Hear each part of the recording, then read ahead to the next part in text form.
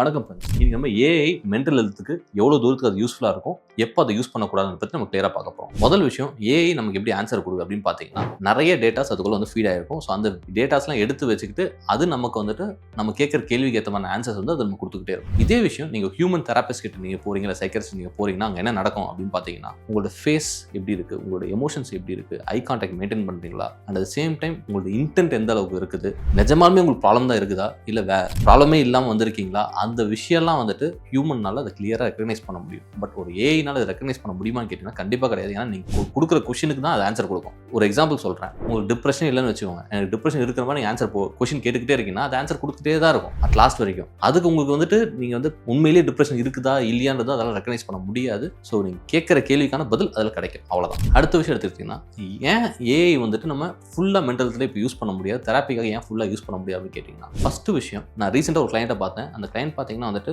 அவருக்கு cancer இருக்குமோன்ற thought, அது வந்துட்டு ஒரு சைக்காட்ரிக் ப்ராப்ளம். பட் அவர் என்ன பண்ணாருன்னா, எனக்கு இந்த பிரச்சனை இருக்குமோ அந்த பிரச்சனை ஏஐ கிட்ட கேட்க ஆரம்பிச்சுட்டே இருந்தார். ஏஐயும் பார்த்தீங்கன்னா அது நிறைய வந்துட்டு இந்த இன்வெஸ்டிகேஷன் பண்ணலாம், அது பண்ணலாம், இது பண்ணலாம், அவரும் வந்து பைல் அப் ஆஃப் இன்வெஸ்டிகேஷன் பண்ணிட்டாரு. இன் ஸ்பைட் ஆஃப் ஏஐ வந்துட்டு டாக்டர் ரெக்கமெண்டேஷன் பண்ணாலும் சரி, ஒருவேளை இது இருக்கலாமா அது இருக்கலாமா கேட்கும்போது அது சொல்ற சில ஆன்சர்ஸ் வச்சு அவரும் இன்வெஸ்டிகேஷன் நிறைய பண்ண ஆரம்பிச்சிட்டாரு. ஸோ அந்த இன்வெஸ்டிகேஷன் பைல் அப் ஆயிடுச்சு. அட் லாஸ்ட் வரைக்கும் எல்லாமே நார்மலாக தான் இருக்கு. கடைசியில் வந்து பார்த்தீங்கன்னா அவர் டாக்டர் வந்து பார்க்கும்போது இல்லை போய் சைக்காட்ரிஸ்ட்டை பாருங்கட்டு நம்ம கிட்ட வந்து ட்ரீட்மெண்ட் எடுத்து இப்போ அது பிரச்சனையே கிடையாது. பட் நான் இங்கே என்ன சொல்றேன்னா, எவ்வளோ டைம் வேஸ்ட்டு, எவ்வளோ மணி வேஸ்ட்டு, மென்டல் ஸ்ட்ரெஸ்ல அவங்க இருந்திருப்பாங்க, இதெல்லாம் யோசிச்சு பாருங்க. ஸோ இதெல்லாம் வந்து ஏஐனால கால்குலேட் பண்ண முடியாது. அதுக்கு என்னன்னா, உங்களை ப்ளீஸ் பண்ற மாதிரி ஒரு ஆன்சர் அந்த டைம்ல கொடுக்க முடியும். இப்போ நிறைய பேருக்கு வந்து ஒரு பழக்கம் இருக்கும், நமக்கு வந்து ஒரு டிப்ரெஷன்லயோ ஒரு ஸ்ட்ரெஸ்லயோ வந்து ஏஐ கிட்ட நிறைய கொஸ்டின்ஸ் போட்டுக்கிட்டே இருப்போம். அந்த கொஸ்டின்ஸ் போட்டுக்கிட்டே இருக்கும்போது ஆன்சர் கொடுத்துக்கிட்டே இருக்கும். பட் ஏஐனால உங்களுடைய யோசனைகள் கரெக்டா இருக்குதா அப்படின்றத கிளியர் கட்டா ரெகனைஸ் பண்றதுக்கு வாய்ப்பே கிடையாது. ஏன்னா வந்து அந்த காக்னிட்டிவ் டிஸ்டார்ஷன்ஸ் அதெல்லாம் ஐடென்டிஃபை பண்ண முடியாது, அதுக்கேற்ற மாதிரி உங்களுக்கு ஆன்சர் கொடுக்க முடியாது. ஃபார் எக்ஸாம்பிள் நான் என்ன சொல்ல வரேன்னா, ஒருத்தவங்க வந்துட்டு ஒரு பர்சனாலிட்டி ப்ராப்ளம் இருக்கு,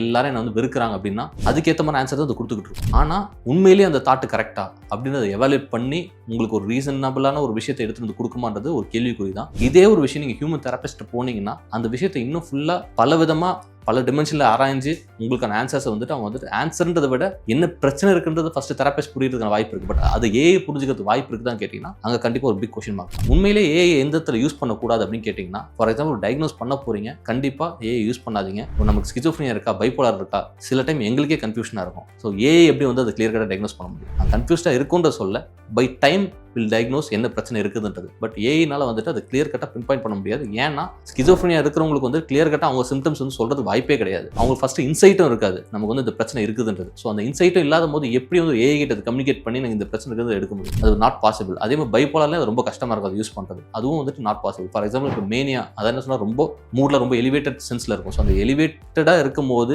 அவங்களால எப்படி வந்து கொஷினை கொடுத்து ஒரு ஆன்சர் எடுக்க முடியும், அது எப்படி அவங்களால ஃபாலோ பண்ண முடியும்? அதுவும் பாசிபிளே கிடையாது. டிப்ரெஷன்ல இருக்கணும் பார்த்தீங்கன்னா அந்த ஒரு மோட்டிவேஷனே இருக்காது பண்றதுக்கு. அப்புறம் எப்படி போய் கொஷினை போட்டு ஏஐ சொல்றதெல்லாம் ஃபாலோ பண்ணி எல்லாத்தையும் முடிக்கிறது? அதுவும் வாய்ப்பே கிடையாது. ரொம்ப கஷ்டமா இருக்கும். அடுத்த விஷயம் கேட்டீங்கன்னா, இப்போ திடீர்னு ஒரு சூசைட் ஐடியாஸ் அந்த மாதிரிலாம் இருக்குதுன்னா கண்டிப்பா ஏஐ அந்த இடத்துல ஹெல்ப் பண்றதுக்கு லிமிடேஷன் ரொம்ப அதிகமா இருக்கு. ஃபர்ஸ்ட் சூசைட் ஐடியாஸ்ல இருந்தா கண்டிப்பா போய் டாக்டர் தான் போய் பார்த்தாகணும். இன்கேஸ் டாக்டர் பார்க்கலாம், அதுவும் ஒரு பிரச்சனை. ஒரு பேனிக் அட்டாக் இருக்குதா, கண்டிப்பா போய் டாக்டர் தான் பார்த்தாகணும். ஏஐனால அந்த இடத்துல ஒன்றும் பண்ணுவாங்க. அந்த டைமுக்கு வேணா வந்துட்டு கொஞ்சம் பிஹேவியர் இன்டர்வென்ஷன் கொடுக்கலாம். மற்றபடி உங்களுக்கு ஹெல்ப் பண்ற அளவுக்கு அதெல்லாம் கொடுக்க முடியுமா கேட்டீங்கன்னா கண்டிப்பா அது வந்து ஒரு பிக் கொஸ்டின் மார்க். இன்கேஸ் நீங்க உங்களுக்கு வந்துட்டு டாக்டர்ஸ் மாத்திரை எழுதுறாங்க, அந்த மாத்திரையும் கொண்டு போய் ஏஐ கிட்ட போட்டு இந்த மாத்திரை யூஸ் பண்ணலாமா அப்படின்னு கேட்டீங்கன்னா, உங்களை ஒரு டாக்டர் பார்த்து கிளியர் கட்டா எழுதிருக்காங்க, அந்த விஷயத்தை நீங்க ஃபாலோ பண்றது தான் கரெக்ட். இன்கேஸ் அதை ஃபாலோ பண்ணாம ஏஐ கிட்ட கொண்டு போய் கேட்டீங்கன்னா அது உங்களுக்கு நிறைய கேள்விகளை கொடுக்கும். இதுக்கு யூஸ் பண்ணலாமா, நீங்க போய் இதை கொஸ்டின் பண்ணுங்க, அதை கொஸ்டின் பண்ணுங்க, எல்லாமே கொடுக்கும் உங்களுக்கு. நீங்க கடைசியில் கொஸ்டின் மட்டும் தான் பண்ணிக்கிட்டு இருப்பீங்க, மாத்திரை எடுக்க மாட்டேங்க, உங்களுக்கு நோயே சரியாகாது. ஸோ இதுவும் வந்து பாத்தீங்கன்னா பிரச்சனை தான் போய் முடியும். ஸோ இதில் நீங்க என்ன புரிஞ்சுக்கணும்னா, கண்டிப்பா ஏஐ ஃபியூச்சர்ல யூஸ்ஃபுல்லா இருக்குமான்னு கேட்டீங்கன்னா கண்டிப்பா யூஸ்ஃபுல்லா இருக்கும். இப்போ அதுக்கான தருணம் வந்திருக்கான்னு கேட்டீங்கன்னா கண்டிப்பா கிடையாது. இன்னும் கொஞ்ச நாள் அதுக்கு தேவை. அந்த தருணம் வரும்போது நானும் உங்ககிட்ட சொல்லுவேன், கண்டிப்பா நீங்க தெரப்பி அதுக்கு சீக் பண்ணிக்கலாம். பட் அது வரைக்கும் ஹியூமன்ஸை போய் கான்டாக்ட் பண்றது பெஸ்ட். ஏஐ நம்பி, ஏன்னா சைக்காட்ரி ஏஐ புரிஞ்சுக்கிற அளவுக்கு இன்னும் ஃபுல்லா அது வளரல. ஸோ அதனால ஃபுல்லா அதை நம்பி சைக்காட்ரிக்காக போகாதீங்க. உங்களுடைய சைக்காட்ரிஸ்ட், சைக்காலஜிஸ்ட் என்ன சொல்றாங்களோ அதை நம்புங்க.